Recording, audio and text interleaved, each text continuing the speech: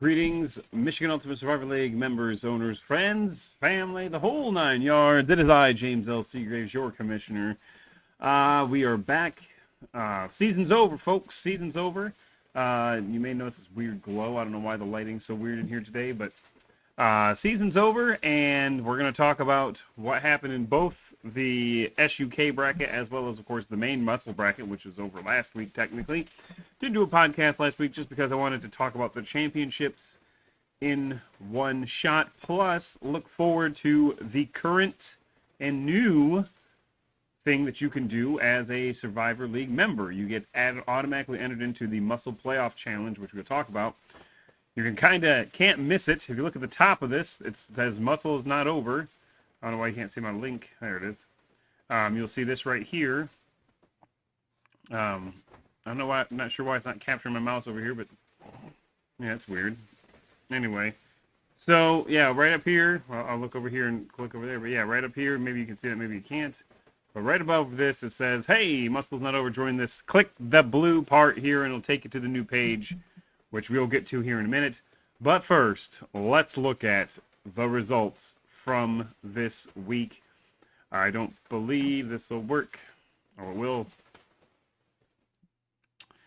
So, let's start with the MUSL Championship. Well, I can't. We'll start with the suck bracket because that's this week. Carry on, Wayward Son. Brian David, who is 6-5. I believe he got in on a wild card. I believe. Comes in and beats the New Orleans Rock Chucks, the lovable Aaron King, by a score of 91.25 to 72.42. Look at these lineups here. We've got Kirk Cousins versus Ryan Tannehill. Kirk Cousins won that battle. J.K. Dobbins, 20 points versus Ezekiel Elliott, won that battle. Jeffrey Wilson over Ty Montgomery won that battle. Corey Davis, with a disappointing 4.45 points, defeats McCole Hardman. Not surprised you won that battle. Mike Williams defeats Emmanuel Sanders. Hey, one battle won by the New Orleans Rock Trucks is the George Kittle versus Mike Gesicki. He also won the Nick Folk versus Joey Slyle. At this point, you might not know who these players are. Real talk. I don't know who that guy is. And then the Colts beat the Jets. Not sure why Carrion would have felt the need to start the Jets defense. Whatever, he still won. He won almost every single matchup that's there. So Carry On Wayward Son, Brian David wins free entry into next year. MUSL 2021. It's going to be great, people. It's going to be better than MUSL 2020 because the year has to be. And then if we look back on... let's look back at the championship game and the third place game. We'll talk about that too. Who would we... Why can't I see the damn... Hold on. I don't know where to find these damn things. You know, it's terrible. You think I know how to do this, but I don't. Weekly results. That's where it is, I think. There it is. That's what I'm looking for. Number 16. Week 16. The Clockwork Elves, my son, had a great season, but fell to Scotty Pippen Millhouse. Millhouse. Whatever his name is. We call him Scott Miller, I think. I don't even know what the hell your real name is, Scott, but congratulations. It's Taco Tuesday. Winning the Survivor League and winning a sizable prize, $600-ish total, I believe it was. So congratulations to you. Not bad for a $20 or $25 entry fee. Pretty good. His championship lineup, he put his whole season in the hands of Jalen Hurts, and it paid off somehow. But, I mean, realistically, Mike Evans is his MVP. Tom Brady, in just a staggering display of ineptitude by the Detroit Lions defense, gave up 4 touchdowns and 400 yards in the first half to the guy. So you're like, oh my God, Tom Brady, he's in the game of his life. But of course, because the Lions couldn't score anything, they benched him in the first half, at the end of the first half. So that hurt him. Mike Evans, however, did not get benched until about halfway through the third quarter, if my memory serves me correctly. And he got another touchdown from whatever his name is, .com. The backup quarterback, nobody cares. Good lineups here across the board, though. Nick Chubb performed. Miles Sanders, Brandon Ayuk didn't so much. Mike Evans, Logan Thomas, Justin Tucker, all these guys scored 6 or more points with the exception of Ayuk. Lennon's squad, not quite so lucky. Tom Brady, Melvin Gordon was not great. David Montgomery was good. Nelson Aguilar had a great game. I thought for sure he was off to a good start when I saw that performance happen. DJ Moore, Austin Hooper, I watched that game intently. They targeted him. The first 5 passes of that game were to Austin Hooper, I think. And then they targeted him like 8 times throughout the rest of the game. He couldn't catch another pass, including a touchdown that was dropped. And then the next play, they give it to Nick Chubb, who scored a touchdown, which, by the way, folks, is the game. That one sequence of events in that Cleveland game cost my son the championship. Austin Hooper, I hate you so much. He's so close. So close. You ripped the kid's heart out. You know, it's true. So, Austin Hooper, thanks a lot for letting us down. Nick Chubb picked up the slack and won it for Taco Tuesday. In the third place game, should be interesting. Pat Provost, see what happens today at the old Capitol. But Pat Provost might be leading the charge of the Trump Patriots who are making their way to the state or national Capitol building today to protest the Electoral College results. Well, Pat Provost might not be with them, but he'll definitely be with them in spirit, I believe. We've got how much longer will it be? Will liberalism be legal? Defeated Malin, whatever it is. Someone put what the hell the name of that team is. Incorporated by a score 59.29 to 43.69. Now, both of these are realistic scores from where you should have been. So, like, it's very hard, and this shows you how good Lennon and Scott are at this game, because they're in week 16, and they're still popping up 87 and 78 points. Now, down here, we got 59.28, 43.689. Those are more realistic scores. Everybody loved Jalen Hurts in the finals here. They got 3 out of the 4 teams started his ass. Lennon was lucky enough to have Tom Brady left, although it kind of bit him in the ass because Mike Evans. But, yeah, Houston Texans defense, not the greatest start in the world. 0 points, but it was good enough for them to win 59.29 to 43.69. And then this is that week before, 60 points, 60.6 points. Hey, New Orleans Rock Sharks scored 87 in the semifinals of the Suck Bracket 2 weeks ago. So that's where that is. So congratulations to Scott and also to Brian for winning, money and free entry into next year.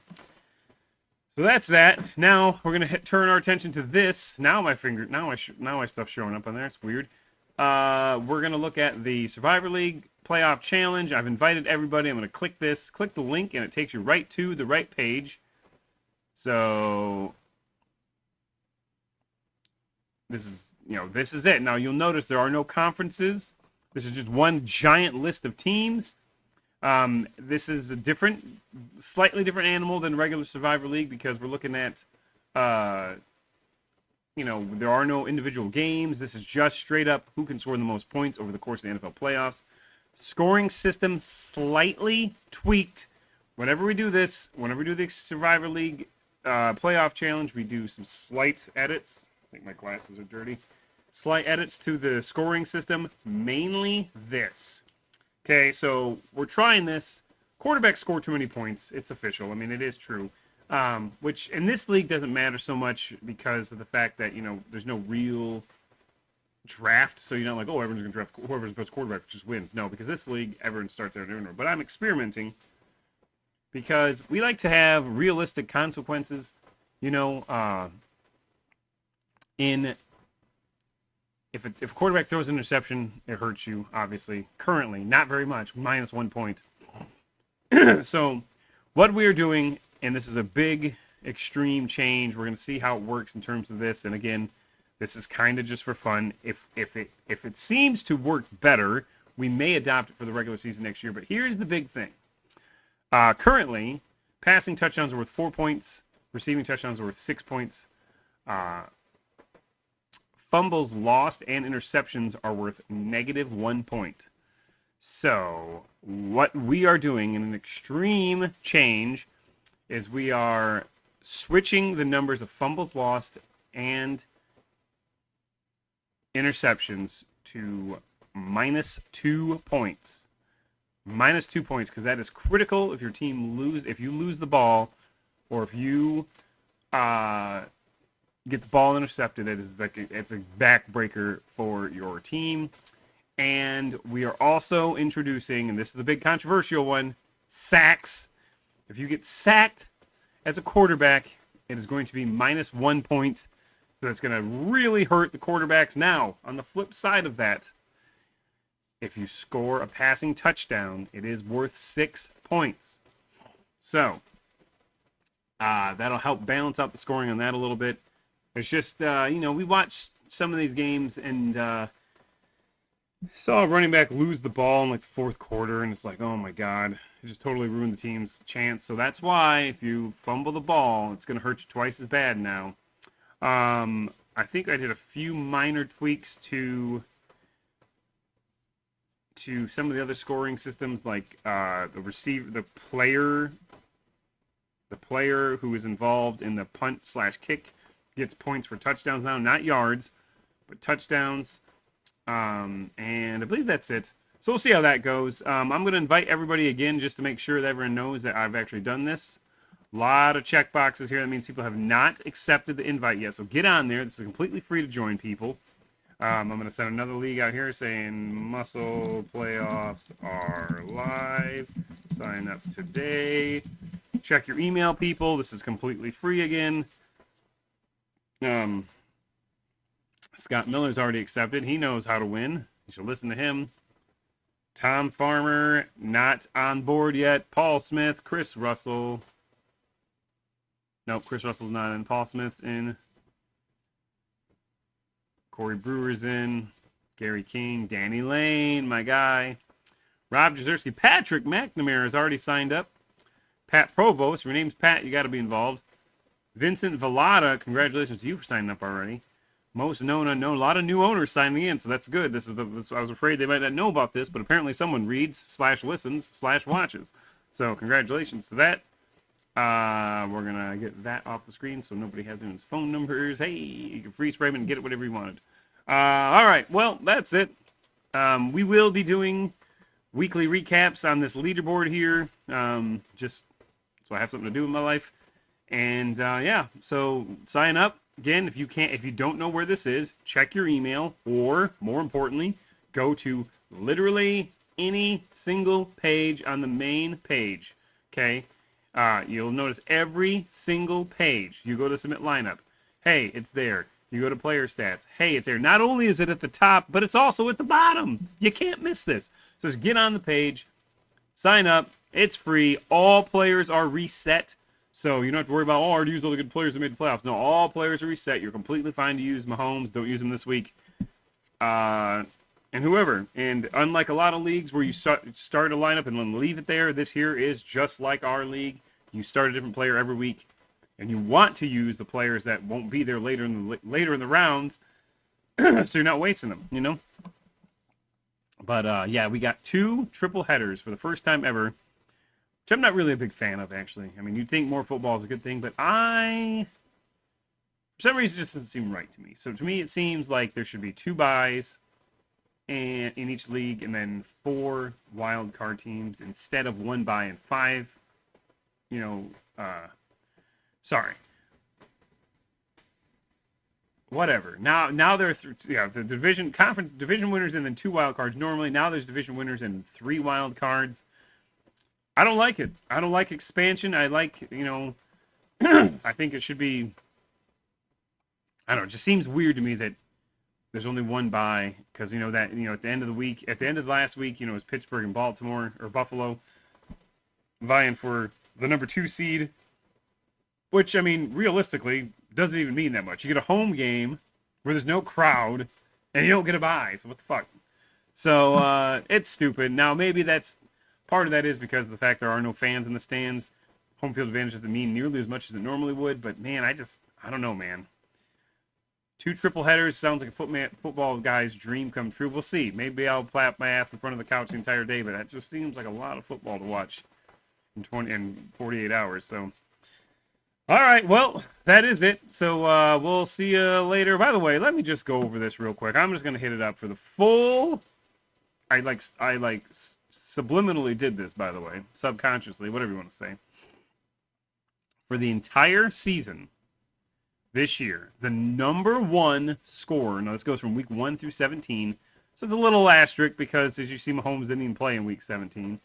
The number one scoring quarterback, I was going to leave, but I want to look at this real quick. The number one scoring quarterback, or player in general, let's go player in general. Josh Allen, 302 points. Aaron Rodgers, 2. Kyler Murray, 3. Patrick Mahomes, 4. Patrick Wilson, 5. Or Russell Wilson, 5. Patrick Wilson, he's an actor. Ryan Tannehill, Deshaun Watson, Tom Brady. Do you see what I'm talking about? Quarterbacks overvalued. They are.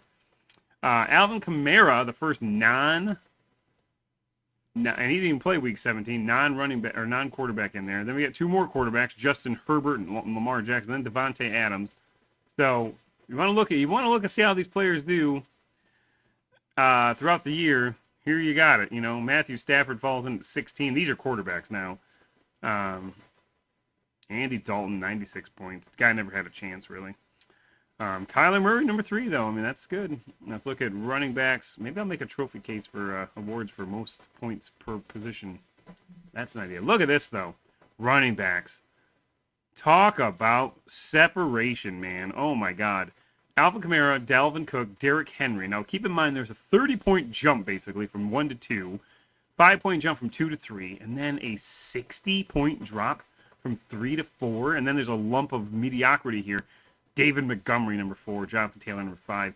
By just fractions of a point, too. So that's kind of crazy to see. Wide receivers, we all know Devontae Adams, by far, probably had the number 1 score. 18-point jump. But then there's a huge 30-point drop to Stephon Diggs. So it's going to show you there are elite players in this league, and then there's everybody else. I mean, real talk. It's kind of weird to see here. Now, you know, tight end Kelsey's going to be number 1 for sure. Let's see what we got. Kelsey by 22 points. But then a 46-point drop to Robert Tonyan, who, again, lest we forget, this week right here was when Square Deals on Wheels, or whatever his name is, Squadrils, came back from nowhere. TJ Hawkinson, 4th overall. That's good for him. Good for him. Kickers nobody cares about, but we're going to watch anyway because we're only 2 away from the end. So kickers, best kicker of the year was Jason Sanders, 150 points.